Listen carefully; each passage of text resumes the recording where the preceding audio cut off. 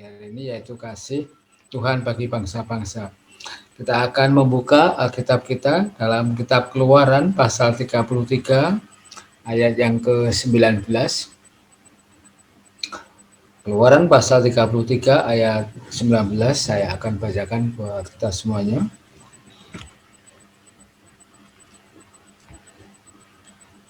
Tetapi firman-Nya, Aku akan melewatkan segenap kegemilanganku dari depanmu dan menyerukan nama Tuhan di depanmu.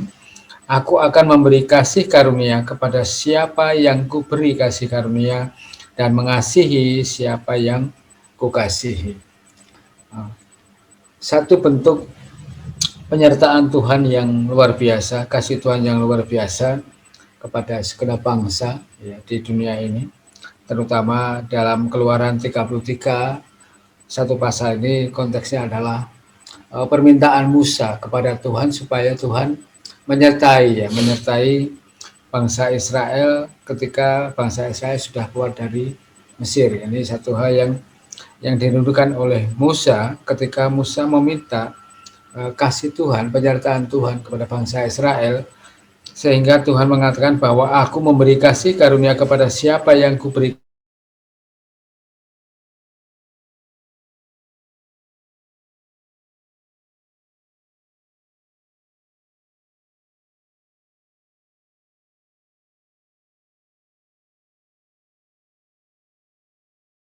sebelumnya.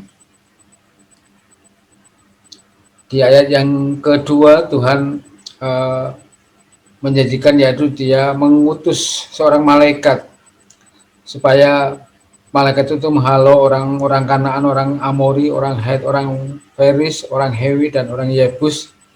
Nah, dan juga di dalam hal itu Tuhan betul-betul menyatakan kasihnya kepada bangsa Israel, walaupun kita tahu bahwa bangsa Israel itu bangsa yang tegar tengkuk ya, yang suka protes dengan Tuhan, suka mengeluh. Begitu juga kasih Tuhan itu dinyatakan dalam kehidupan kita sebagai orang-orang percaya.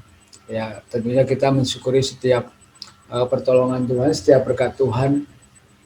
Kehidupan kita itu adalah kehidupan yang berdasarkan kasih karunia Tuhan. Kita bisa melewati, kita bisa menjalani kehidupan ini, saya yakin dan percaya bahwa ini karena kasih karunia Tuhan. Nah, Rasul Paulus pun juga mengajarkan kepada kita, kepada jemaat di Efesus, supaya jemaat Efesus juga bisa memahami kasih Tuhan dalam kehidupan jemaat pada saat itu dan juga dalam kehidupan kita sebagai anak-anak Tuhan.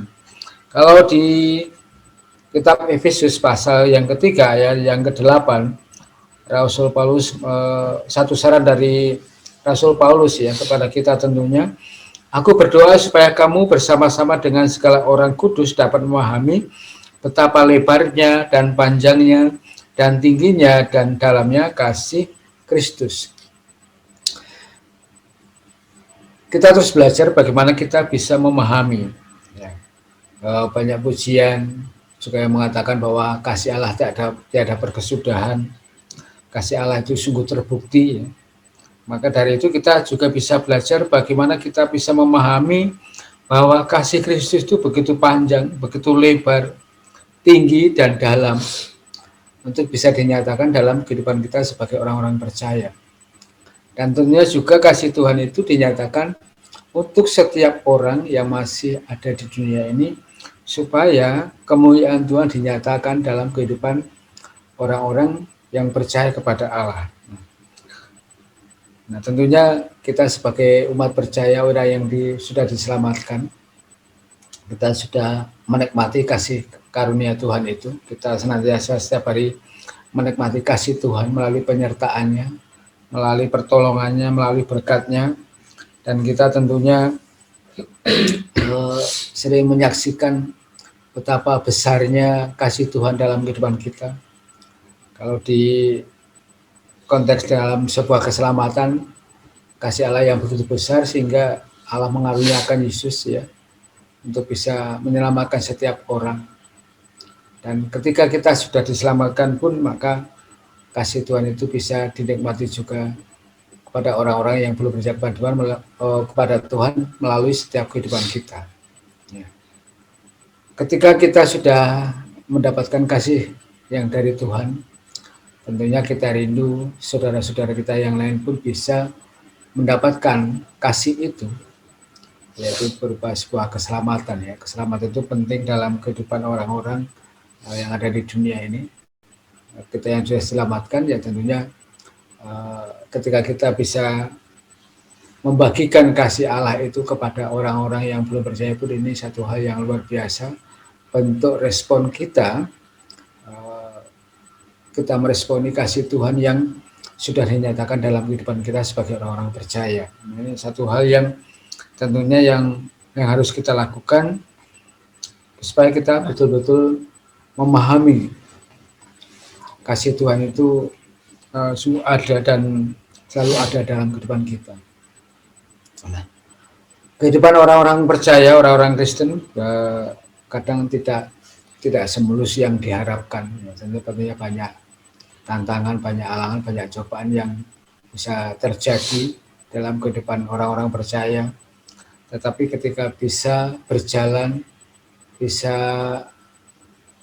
melewati semua itu karena kasih karunia Tuhan bersama dengan kasih Allah, maka tentunya orang-orang yang sudah percaya dalam Tuhan, orang-orang Kristen itu bisa melewati semua itu dengan penuh sukacita. Ya, tentunya ini karena kasih Allah yang sudah dinyatakan dalam kehidupan kita sebagai orang-orang percaya. Nah, ketika Tuhan sudah mengasihi kita, ya kita tentunya sudah tahu bahwa Tuhan lebih dahulu mengasihi kita sebagai umatnya, sebagai orang-orang yang percaya. Maka satu hal yang perlu kita lakukan untuk sebuah respon bagaimana kita membalas kasih Tuhan itu. Kalau kita lihat di Ulangan pasal 6 ayat yang kelima, di situ dikatakan kasihlah Tuhan Allahmu dengan segenap hatimu, dengan segenap jiwamu, dan dengan segenap kekuatanmu. Kita mengasihi Tuhan, kita harus mengasihi Tuhan dengan segenap hati kita, dengan segenap jiwa kita, dan dengan segenap kekuatan kita. Nah, beberapa hari yang lalu di sekolah minggu sudah mengajarkan bagaimana di dalam kehidupan kita bisa mempersembahkan hidup kita untuk kemuliaan nama Tuhan. Kalau kita sudah memiliki komitmen untuk kita bisa mengasihi Tuhan dengan segenap hati, dengan segenap jiwa, dan dengan segenap kekuatan, tentunya tidak ada hal yang lain yang tidak kita persembahkan untuk Tuhan. Berarti semuanya kita persembahkan untuk Tuhan. Apa yang ada dalam hidup kita, baik tubuh kita serahkan kepada Tuhan, untuk kita bisa mengasihi Tuhan.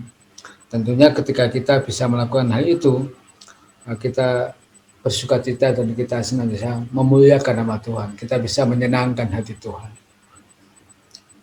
Bagaimana kalau orang-orang Kristen, anak-anak Tuhan tidak bisa mengasihi Tuhan, tidak bisa membalas kasih Tuhan? Ketika sudah menerima, ketika sudah menerima kasih Tuhan itu, tentunya Allah akan merasa sedih ketika melihat umatnya sudah dikasihi, masih memberontak terus, ya, masih mengeluh dalam kehidupannya, tidak ada ucapan syukur. Nah, tentunya hal ini Allah akan menjadi sedih ketika umatnya tidak bisa kembali mengasihi. Ya. Sebenarnya Tuhan tidak menuntut, ya, Tuhan tidak menuntut supaya kita mengasihi kembali, tetapi satu respon yang harus kita lakukan sebagai ucapan syukur. Ketika Allah sudah mengasihi kehidupan kita, kita juga harus mengasihi Allah. Ini yang harus dilakukan oleh orang-orang percaya pada masa kini, supaya kita bisa menjalani kehidupan ini dengan penuh sukacita. Nah, Bapak Ibu Saudara kasih Tuhan, kasih Allah yang sudah dinyatakan bagi bangsa Israel, bagi kita umat percaya, bagi bangsa-bangsa di manapun saat ini berada, ini satu hal yang luar biasa yang bisa dinikmati dalam kehidupan kita sebagai orang-orang percaya. Kita bisa menikmati persekutuan dengan Tuhan bersama-sama dengan keluarga kita, dengan keluarga besar gereja kita. Ini satu hal yang bisa kita alami, kita lakukan dalam kehidupan kita supaya kita tetap memuliakan nama Tuhan. kasih yang sudah dinyatakan dalam kehidupan kita, kita pun juga harus menyatakan kasih kita kepada Tuhan ataupun juga dengan sesama kita.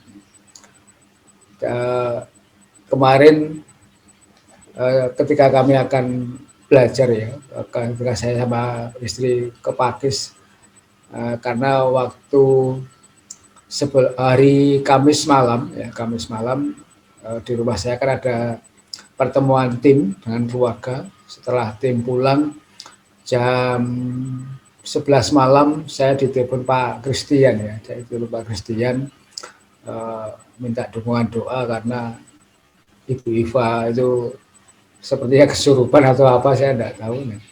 Kemudian Pak Christian mencoba untuk video call. Ketika video call itu saya tidak melihat gambarnya Pak Christian sama Bu Iva ya. Ketika Bu Iva itu sedang ngamuk-ngamuk istilahnya di luar kesadaran Bu Iva. Saya hanya melihat sekilas wajah yang buram, kemudian hanya dua mata yang kelihatan tapi tidak jelas. Ya. Bu Iva sedang marah-marah, ngamuk-ngamuk. Ya, akhirnya kami berdoa ya. Saya sama istri dan sama berdoa. Bahkan kami sampai ikut begadang terus mendoakan mereka. Nah, kemudian sorenya, Jumat sore ketika saya akan mengajar di Sekolah Minggu Pakis, saya mampir sebentar, banyak cerita yang disampaikan oleh Pak Christian. Ya, puji Tuhan Bu Eva sudah lebih baik ya, karena ada kasih yang dinyatakan Tuhan dalam kehidupan Bu Eva secara pribadi. Nah, ketika kami setelah berdoa, mendukung dalam doa itu, ada hal-hal yang terjadi di rumah kami ya. Di rumah kami itu ada hal yang aneh akhirnya ketika saya setelah berdoa itu. Nah, Kamis malam ketika kami habis berdoa itu, Dama ke belakang itu melihat anak kecil. Anak kecil Dama langsung lari ke depan, ngos-ngosan. Kemudian kemarin setelah setelah minggu kami pulang, saya makan di ruang belakang itu, seperti Bu Rin Sarono itu lewat belakang saya itu tanya, Pak sudah habis makannya? Ternyata Bu Rin itu tiduran di kasur ya, di kamar ya. Akhirnya saya pindah ke depan makannya. Ini aduh Kak, ada hal yang aneh ya. Memang ketika itu ya sudah, ketika cuma saya berpikiran apa rohnya kembali menyerang keluarga saya ya, saya wah ya sini tidak mungkin ya, tidak mungkin ya. Memang di rumah kami itu sering terjadi hal seperti itu. Nah, bagaimana kita bisa mensyukuri hal itu dalam kehidupan kita ketika kita mendapatkan kasih Tuhan, yaitu kita mendapatkan kekuatan yang baru, penyertaan Tuhan yang baru, maka segenap hati kita pun, segenap hidup kita pun kita harus serahkan untuk Tuhan, untuk kemuliaan nama Tuhan. Puji nama Tuhan, firman Tuhan yang sedikit ini kiranya memberkati kita, supaya kita bisa melewati, menjalani setiap kehidupan kita dengan kasih karunia Tuhan, supaya kita semakin kuat di dalam Tuhan. Amin. Puji nama Tuhan.